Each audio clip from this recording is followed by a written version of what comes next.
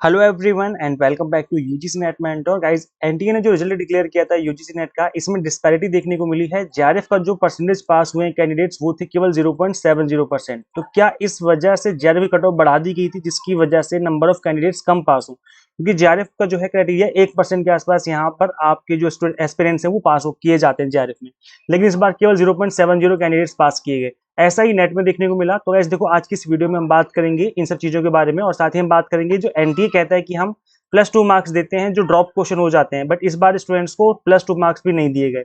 तो ये इसके पीछे के क्या रीजन है और हम बात करेंगे यहाँ पर कि अपकमिंग डेज में हम इस चीज को किस तरीके से करेक्शन में ला सकते हैं।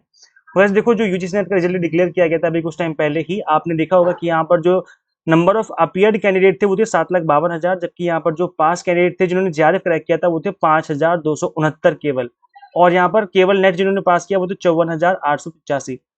अगर हम बात करें यूजीसी की तरफ से जो गाइडलाइंस आती हैं वो ये कहती हैं, दैट इज जो criteria for declaration of result की यूजीसी की जो पॉलिसी है वो 6% of these candidates who appeared, जिन स्टूडेंट्स ने अपीयर किया एग्जाम में उनको 6%, जो टॉपर हैं उनको नेट का सर्टिफिकेट दिया जाएगा, नेट क्वालिफाइड कंसिडर किया जाएगा और 1% के आसपास जो है जेआरएफ कंसिडर किए जाएंगे।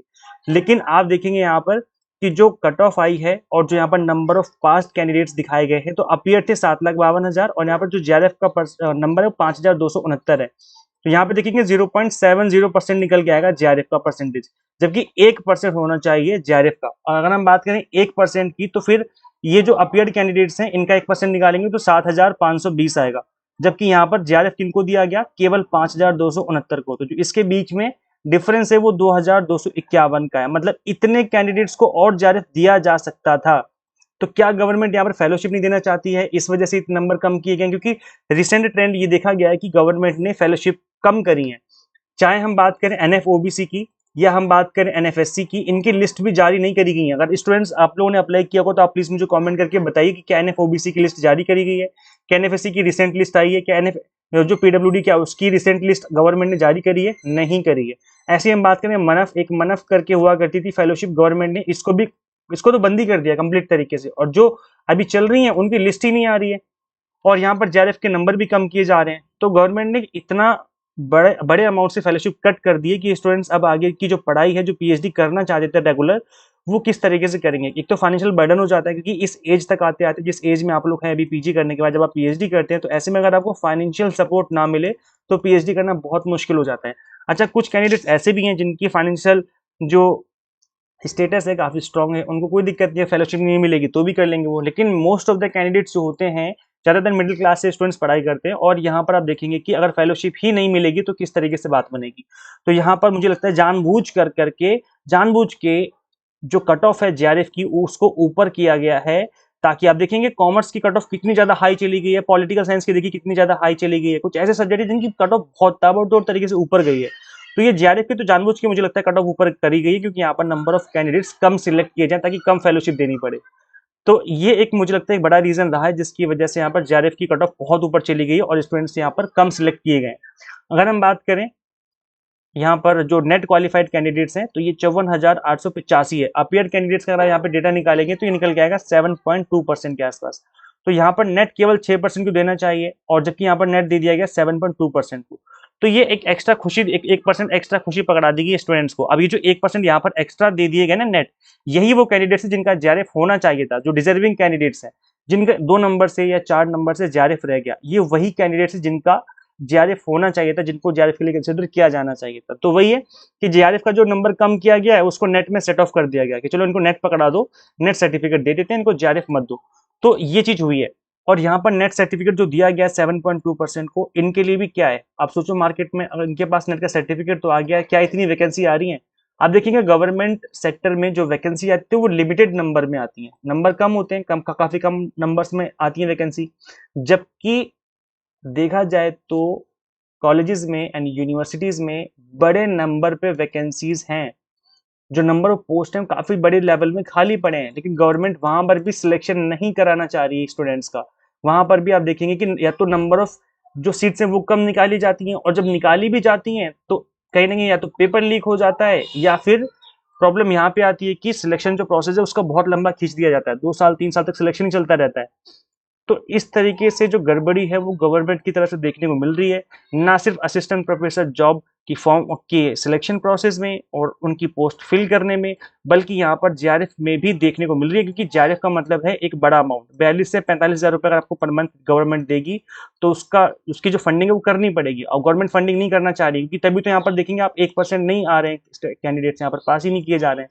और यहाँ पर सिर्फ इसी में गड़बड़ी नहीं है, जैसे कि मैंने बताया कि जो अदर फेलोशिप है ना, उनकी लिस्ट भी जारी नहीं कर रही गवर्नमेंट। एनएफओबीसी की है, एक एनएफएससी की है और एक एनएपीडब्ल्यूडी की है, उनकी लिस्ट भी जारी नहीं कर रही है। पता नहीं क्या चल रहा है, क्या चाह रहे हैं, चाह रहे हैं कि स्टूडेंट्स पढ़े ही ना क्या, आगे सब कटोरा लेकर के बैठ जाएंगे मार्केट में जाकर के। अब हद होगी मतलब।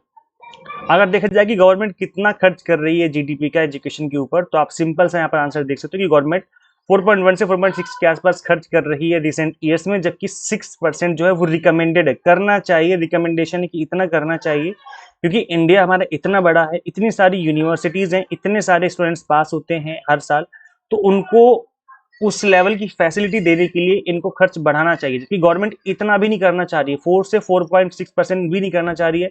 इस फंड को भी कट किया जा रहा है। अगर आप ध्यान से ऑब्जर्व करेंगे तो मार्केट में यही चल रहा है, जैसे कि मैंने बताया कि जेआरएफ के स्लॉट कम किए जा रहे हैं, जो अदर फेलोशिप है उनको उनकी लिस्ट ही जारी नहीं की जा रही है, तो स्टूडेंट्स कैसे करेंगे पीएचडी? सोचो, आप एक तरफ तो कहते हो कि हमें रिसर्च कल्चर को बढ़ाना है, इंडिया में नेक्स्ट लेवल पे जाना है, और जब पीएचडी करने के लिए बात आती है फेलोशिप की तो वो कट करी जा रही है। तो एक जो खर्चा है वो बढ़ाना चाहिए, गवर्नमेंट ऊपर से कट कर रही है।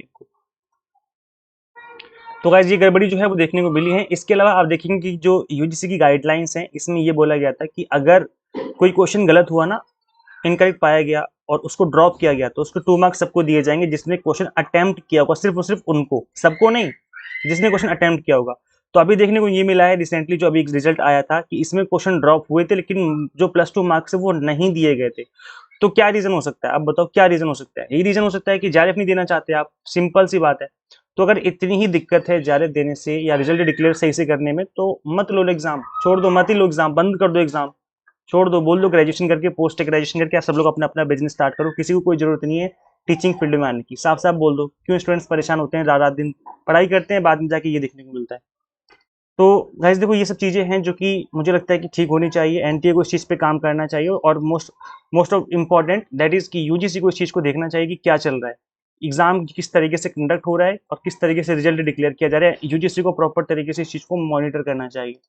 बाकी आप लोग कमेंट करके बताइए कि आप लोगों की क्या व्यूज हैं। देखो गाइस, डिमोटिवेट बिल्कुल मत होना, क्योंकि यहाँ पर डिमोटिवेट होने से कुछ नहीं चलेगा, गिव अप करने से कुछ नहीं होगा। अगर ये चीजें हो रही हैं तो इन चीजों को ओवरकम करने की जरूरत है, ना कि गिव अप करने की जरूरत है। तो ऐसे में गिव अप मत करो, मेहनत करो। अगर आप मेहनत करेंगे तो दिसंबर एग्जाम आप क्रैक करिए, उस चीज को फोकस करिए कि मेरा दिसंबर एग्जाम क्रैक हो जाए और आप इन सब चीजों से ओवरकम कर जाएं, क्योंकि ये तो देखो सिस्टम बन गया है, आप सिस्टम का पार्ट हम लोग भी हैं, क्योंकि हम भी एज स्टूडेंट पढ़ रहे हैं वहाँ पर, या तो हम भी एग्जाम देना छोड़ दें तो वो भी एक सही नहीं है। तो इस एग्जाम देना छोड़ने का मतलब है कि आपने पहले गिव अप कर दिया, आप वहां तक पहुंच ही नहीं पाए। तो गिव अप नहीं करना है, एग्जाम पे फोकस करिए, प्रिपरेशन पे फोकस करिए, और इस तरीके से आवाज उठानी पड़ेगी। आप लोग भी कमेंट करिए और शेयर कीजिए इस वीडियो को, ज्यादा से ज्यादा उन सभी के साथ शेयर कीजिए जो कहीं ना कहीं यूजीसी से रिलेटेड हैं या स्टूडेंट्स हैं या नेट एग्जाम देते हैं, ताकि सभी तक इस तरह की इन्फॉर्मेशन पहुंचे और इस वीडियो को वहां तक पहुंचाया जा सके जहां तक इस वीडियो को पहुंचना चाहिए, जो टारगेट ऑडियंस है। तो इस वीडियो को शेयर कीजिए उन सभी के साथ। गाइस देखिए, अगर आप यूजीसी नेट की प्रिपरेशन कर रहे हैं तो दिसंबर के लिए हमने एग्जाम टारगेटेड कोर्सेज जो है स्टार्ट कर दिए हैं। एग्जाम टारगेटेड का मतलब होता है कि जिस तरीके से एनटीए क्वेश्चन पूछता है उस तरीके से चीजों को प्रिपेयर किया जाए। तो गाइस इन चीजों को ध्यान में रख करके हम आपको paper 1 commerce management pol science की प्रिपरेशन करवा रहे हैं। अभी हमने न्यू बैचेस स्टार्ट किए हैं, मतलब नया कोर्स लॉन्च किया है, तो अब यहाँ पर आपको एक्स्ट्रा 20% का डिस्काउंट मिल रहा है। न्यू 20 कूपन कोड है, जैसे कूपन कोड अप्लाई करेंगे फीस आपकी ऑटोमेटिकली रिड्यूस हो जाएगी। तो गाइस यहाँ पर कंप्लीट कंटेंट आपको बाइलिंगुअल देखने को मिल जाएगा, 100 mock test and PDF notes मिल जाएंगे जिनको आप डाउनलोड भी कर सकते हो, प्रिंट आउट निकाल सकते हो, आपकी चॉइस। सो गाइस करना है कि आपको सिंपली गूगल प्ले स्टोर से एग्जाम मेंटर ऐप इंस्टॉल कर लेनी है। अगर आप iOS यूजर है तो उसका लिंक आपको अलग से इसी वीडियो के description box and comment box में देखने को मिल जाएगा। Thank you so much watching this video. जैसे कि मैंने कहा, शेयर कीजिए इस वीडियो को ज़्यादा से ज़्यादा उन सभी के साथ क्योंकि या तो यूजीसी नेट के लिए प्रिपेयर कर रहे हैं या फिर कहीं ना कहीं यूजीसी से रिलेटेड है। Subscribe for UGC NET update and PSC related updates. Guys मिलते हैं फिर नेक्स्ट वीडियो में। Till then keep watching UGC NET mentor. Thank you so much.